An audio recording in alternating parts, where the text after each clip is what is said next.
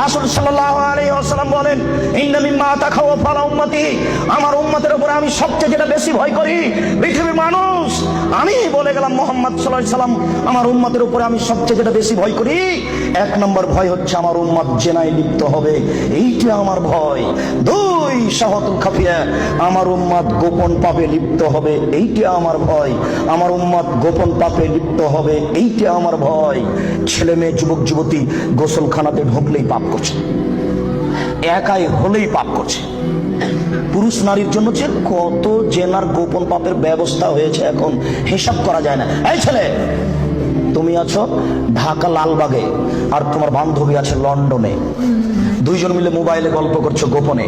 গল্প করতে করতে জামা কাপড় খুলতে লাগলে, খুলতে খুলতে খুলতে এখন দুইজনই উলঙ্গ, দুইজন দুইজনকে দেখতে পাচ্ছে, দুইজনের মধ্যে ব্যবধান হলো 5000 কিলোমিটার। অবাক গোপন পাপ, আশ্চর্য, অবাক। এই ছেলে, তুমি যখন থাকো না তখন তোমার মা মোবাইলে গোপন জেনা করে, প্রেমের গল্প করে, তোমার মা তাহাজ্জুদ পড়ে।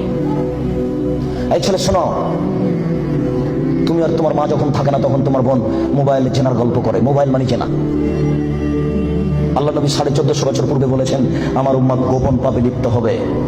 15 বছর পূর্বে এইভাবে গোপন পাপ মোবাইলে হতো না। 20 বছর পরে আরো গোপন পাপের কত পথ বের হবে তা আপনাকে আমি এখন ভাষায় বুঝাতে পারবো না। মুহাম্মদ সাল্লাল্লাহু আলাইহি ওয়াসাল্লাম বলেছেন আমার জীবনে বড় ভয়, এক, আমার উম্মত জিনায় লিপ্ত হবে, দুই, আমার উম্মত গোপন পাপে লিপ্ত হবে। আপনাকে আমি কি দিয়ে বুঝাই সম্মানিত দিনী ভাই?